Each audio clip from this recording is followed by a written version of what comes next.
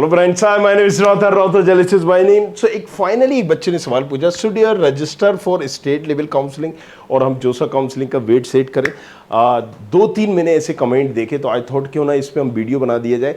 मतलब इस टॉपिक पे हम बात करने वाले हैं, आपको स्टेट काउंसलिंग पे फोकस करना है और स्टेट में कौन कौन सी काउंसलिंग होती है, किस स्टेट में, या फिर आपको अगर एनआईटी ट्रिपल आईटीज के लिए जाना है, कौन सी काउंसलिंग करना है, कौन सी नहीं करना है, किसको छोड़ देना है। अरे बाबा, बहुत सारे डाउट है, राइट। इन सारी चीजों को क्लियर करते हैं, सारे कीड़े मारते हैं। चलिए शुरू करते हैं।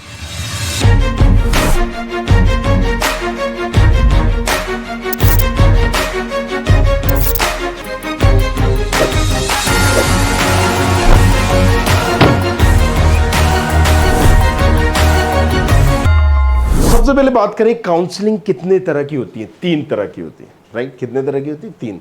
तो पहले तो हम अगर मान लें सेंट्रल काउंसलिंग जो है, सेंट्रल के कॉलेजेस के लिए, राइट, जो सेंट्रल गवर्नमेंट द्वारा की जा रही है, जैसे कि जोसा काउंसलिंग हो गई। जोसा काउंसलिंग में सेंट्रल के सारे college, IIT, NIT, triple IT, GFTI, सारे गवर्नमेंट फंडे सब आ जाएंगे।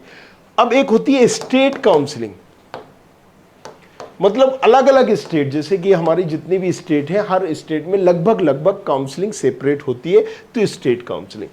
तीसरी है यूनिवर्सिटी काउंसलिंग, मतलब कुछ ऐसी यूनिवर्सिटीज है जो खुद की अपनी ही काउंसलिंग करा रही होती है। तो कितनी तरह की हुई? 3 तरह की काउंसलिंग हुई। अब यहां पर आपका सवाल यह है कि भाई साहब, मुझे स्टेट काउंसलिंग करना चाहिए, नहीं करना चाहिए, या उसके लिए वेट करना चाहिए? तो एक चीज में आपका आंसर मैं देना चाहूंगा। देखो, सीधी सी बात है, लाइफ में ऑप्शन बड़े रखना चाहिए। लाइफ में अगर ऑप्शन होंगे, अगर मान लीजिए XYZ स्टेट की 5-6 काउंसलिंग जिसका आप वेट कर रहे हैं, राइट, बहुत अच्छी अच्छी काउंसलिंग है। जैसे स्टेट में अगर हम बात करें, बेबजी है, जादवपुर यूनिवर्सिटी के लिए बहुत सारे बच्चे देते हैं, MHTCT है, कॉमेट के बच्चे देते हैं, ये कुछ इंपॉर्टेंट है, राइट। फिर आप UPSEE दे सकते हो, या जेक दिल्ली दे सकते हो, राइट। यहाँ पर IPUB है। तो ये स्टेट काउंसलिंग है, राइट। अब स्टेट काउंसलिंग में देने से क्या होता है फायदा, कि अगर आपने रजिस्ट्रेशन उस स्टेट काउंसलिंग में किया है, तो उस स्टेट के कॉलेजेस के लिए आप एलिजिबल होते हो, उसमें पार्टिसिपेट कर सकते हो।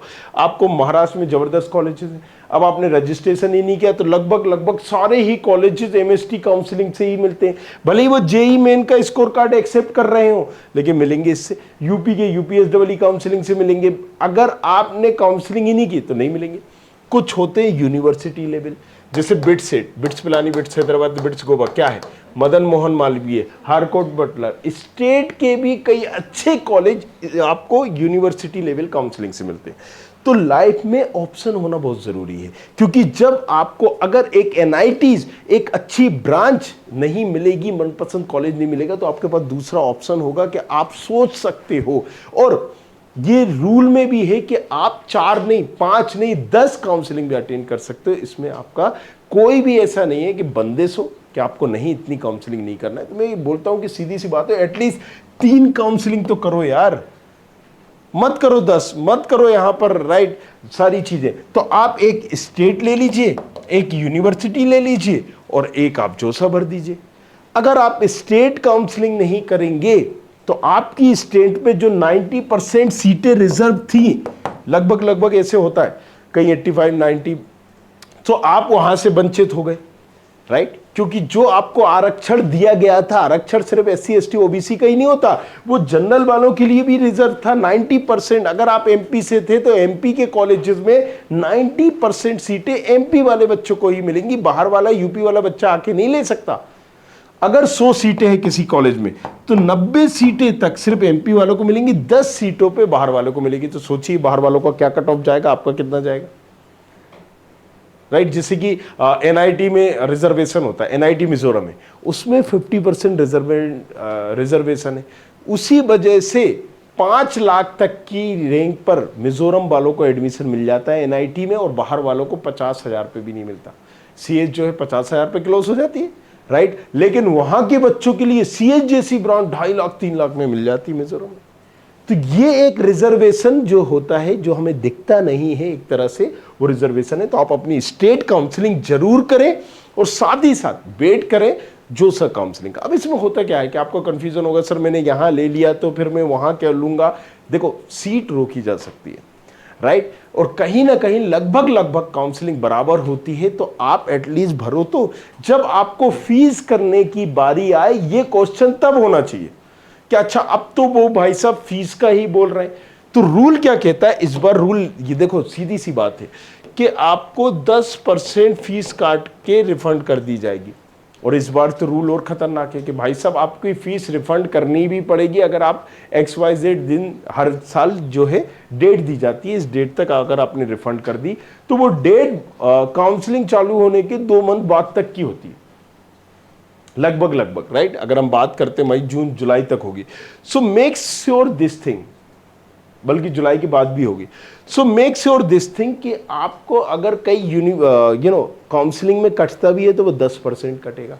अगर आपकी फीस है 90,000 तो 9,000 कट गए। हद से हद ये होगा, हद से हद, इससे ज़्यादा आपका कुछ नहीं होगा।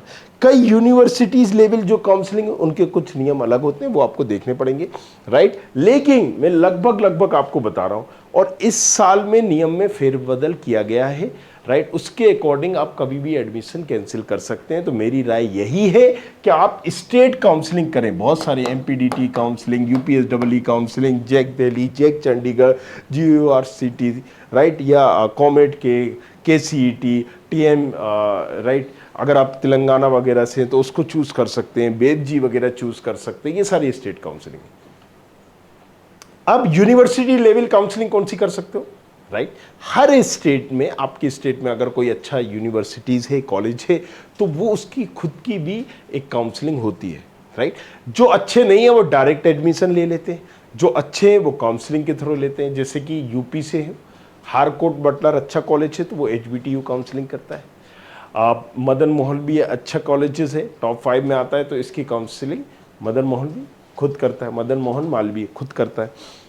अब अगर हम SRM जाएंगे तो वहाँ पर SRM ट्रिपल के नाम से होता है सारी काउंसलिंग, पूरी प्रक्रिया। VIT ट्रिपल उसकी एक अलग काउंसलिंग है, मणिपाल की अलग काउंसलिंग है। तो ये यूनिवर्सिटी लेवल काउंसलिंग है, कलिंगा की अलग काउंसलिंग है। Make sure this thing, right. So हमें लाइफ में ऑप्शन रखना है, क्योंकि इसकी डेट निकलने के बाद अगर आपने बिटसेट का एग्जामिनेशन नहीं दिया, बिटसेट की काउंसलिंग नहीं की, तो भाई साहब डेट निकलने के बाद अगर आप रजिस्ट्रेशन नहीं कर पाए, अपने बारे में उसको नहीं इन्फॉर्मेशन दी, रजिस्ट्रेशन का मतलब क्या है, यही है ना, tell me something about yourself.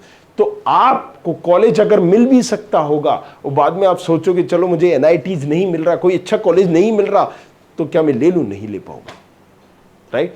सो एक समझदार बच्चे की निशानी क्या है कि लाइफ में ऑप्शन बनाने का, right. Thank you very much, thanks a lot, बने रहो हमारे साथ। और नीचे डिस्क्रिप्शन भी हमने दिया है फॉर्म, जाओ जाके उसको भरो और पूछो कि भाई साहब जब आप डिटेल बताओगे, अपनी डिस्क्रिप्शन भरोगे ना प्रोफाइल एनालिसिस फॉर्म के नाम से, तो आपको हम समझ पाएंगे कि ओके ये कैटेगरी, ये रैंक है, यहाँ पर देख रहे हो, हाँ जाना चाहिए नहीं जाना चाहिए, ये ऑप्शन से हम आपको भेज देंगे। चट मांगनी पड़ गया, राइट। फ्री एडवाइस होगी, लेना हो तो लो, वरना वापस। तो जाइए, जाके जल्दी से भरिए, और कुछ पूछना है तो पूछो वक्त से। Thank you very much, thanks a lot. I hope you like this video. For more such videos, keep watching our channel and do not forget to like, share and subscribe.